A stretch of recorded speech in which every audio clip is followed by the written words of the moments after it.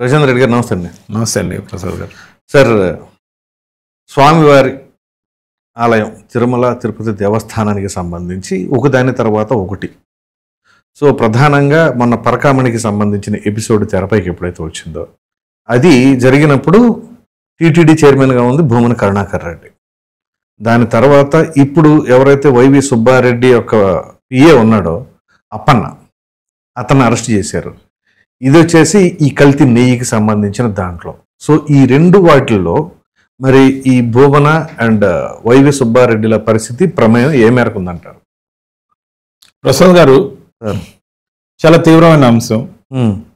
మొట్టమొదటిగా హిందువుల మనోభావాలంతా దేశం అంతా కాదు ప్రపంచం అంతా ఉలిక్కిపడేలాగా గాయపడ్డ మాట వాస్తవం. అవును.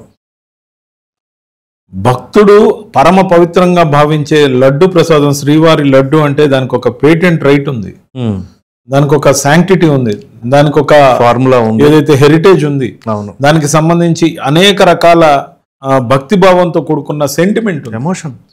ఆ సెంటిమెంట్ బాండింగ్ దేవుడిచ్చిన వరంలాగా తీసుకున్న ప్రసాదంలో లడ్డు ప్రసాదం అంటే అంత పవిత్రంగా. తిరుపతికి పోతే తిరుమలకు పోయి వచ్చామంటే లడ్డు తెచ్చారు, కొంచెం ప్రసాదం పెడితే చాలా అనుకునే టైంలో దాంట్లో జంతు కొవ్వుకు సంబంధించిన అవశేషాలు కలిగి ఉన్నాయి అని చెప్పడం మాత్రం నిజంగా షాక్డ్. యాక్చువల్ గా ఆ రోజు నేను కూడా అనేక ఛానల్స్ లో మాట్లాడడం జరిగింది. దిగ్భ్రాంతి కాదు, అసలు తిరుమల పోయి వచ్చిన ప్రతి ఒక్కరు కూడా అవమానానికి ఇంత మోసం దగానా అన్న. కానీ లోతుగా పోయిన కొద్దీ ఆ రోజు శ్యామలరావు గారు ఇచ్చిన స్టేట్మెంట్ అయితేమి, దాంట్లో వెజిటబుల్ ఆయిల్స్ లో కొంత హ్యాండిల్ అంటే వనస్పతి కలిసి ఉందని చెప్పాను. సో కొంత ఊపిరి పీల్చుకున్నారు భక్తులందరూ కూడా. సో డాల్డానో లేకపోతే అలాంటి, డాల్డా అనేది బహుశా ఒక బ్రాండ్ కావచ్చు, వనస్పతి అంటే వెజిటబుల్ ఫ్యాట్స్ నుంచి వచ్చిన ఆయిల్ నెయ్యిలో కల్తీ జరిగింది.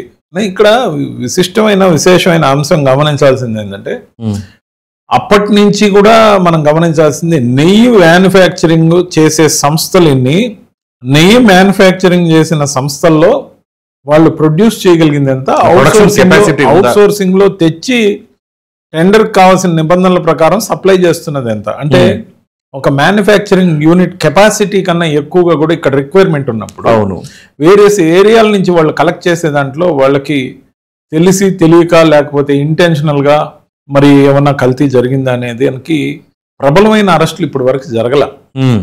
దాని మీద ప్రత్యేకమైన టీంని ఆ రోజు సిట్ని వేసింది ప్రభుత్వం. ఆ తర్వాత కోర్టు కూడా కొన్ని డైరెక్షన్, సుప్రీంకోర్టు భక్తుల మనోభావాలకు సంబంధించిన అంశం అని చెప్పింది. సో అప్పటి నుంచి డెలికేట్ గా ఈ సెంటిమెంట్ విషయంలో ఎక్కువ హడావిడి లేకుండా ఏదైతే దర్యాప్తు జరుగుతుందో, ఈ దర్యాప్తులో ప్రధానంగా ఇప్పుడు వచ్చి ఒక వ్యక్తి మాజీ టీటీడీ చైర్మన్ అప్పటి పిఏగా ఉన్న అప్పన్న మీద కేసుతో పాటు అరెస్ట్ దాకా పోయిందంటే దీన్ని లోతుగా విచారణ ఇప్పుడు మొదలైందనేది అర్థమవుతుంది.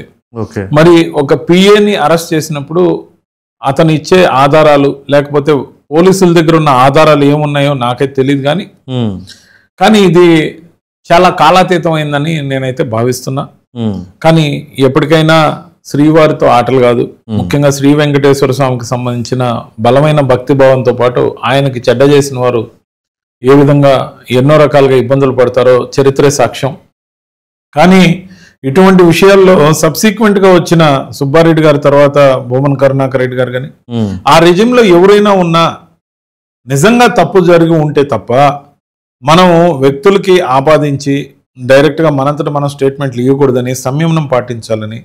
ఒకసారి ఇప్పటికే కల్తీ జరిగిందని చెప్పిన విషయం నేషనల్ ఛానల్స్ లో విస్తృతంగా ప్రచారం అయ్యాక ప్రపంచవ్యాప్తంగా చూసిన ఈ న్యూస్ వల్ల భక్తుల యొక్క మనోభావాలు, ముఖ్యంగా అక్రాస్ ద గ్లోబ్ కోట్లాది మంది హిందువుల మనోభావాలు ఏదైతే దెబ్బతిన్నాయో అలాంటిది మరొక్కసారి జరగకుండా ఏది జరిగినా గుమ్మనంగా విచారణ జరగాలని, ఆధారాలన్నీ కోర్టు ముందు పెట్టాలని, కోర్టు ముందు పెట్టిన తర్వాత ఎవరైనా ఏ స్థాయి వారైనా వాళ్ళ మీద చర్యలకి ప్రభుత్వం ఖచ్చితంగా ముందుకెళ్లాలని నేనైతే కోరుకుంటున్నాను.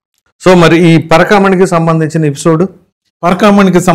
ఎపిసోడ్ లో మొన్న మా పార్టీకి భానుప్రకాష్ రెడ్డి తనకి ప్రాణాపాయం ఉందని ఇచ్చిన స్టేట్మెంట్ నాకు దిగ్భ్రాంతిని కలిగించింది. ప్రాణాపాయం ఉందనా? ప్రెస్ మీట్ పెట్టి మరీ చెప్పారు.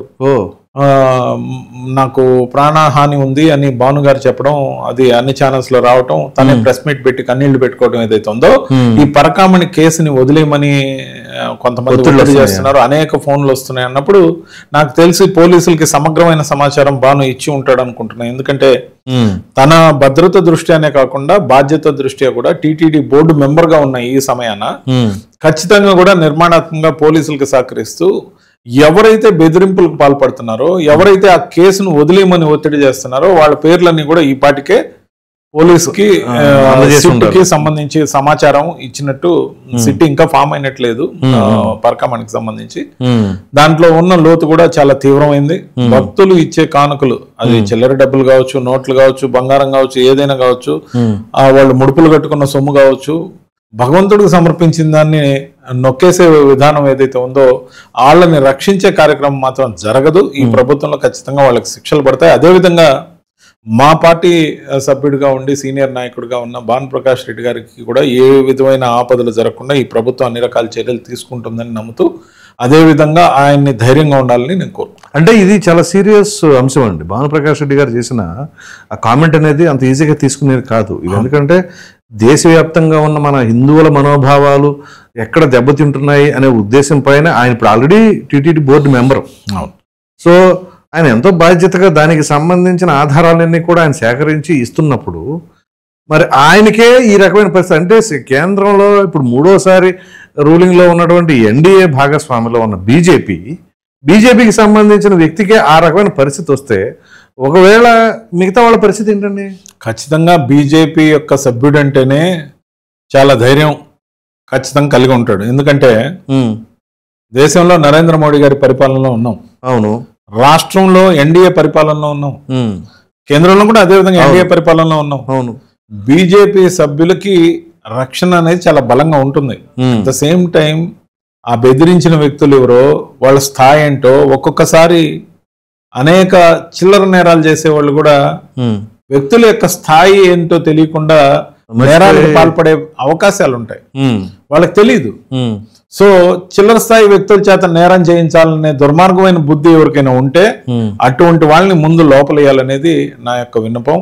దాంతో పాటు ఈ పాటికే మరి ఇచ్చిన సమాచారం మేరకు అరెస్టులు కూడా జరగాలి. భానుప్రకాష్ రెడ్డి గారిని థ్రెటన్ చేసిన వాళ్ళ మీద అని నేను ప్రభుత్వాన్ని రిక్వెస్ట్ చేస్తున్నాను. రైట్ సార్, థ్యాంక్ యూ అండి. నమస్కారం.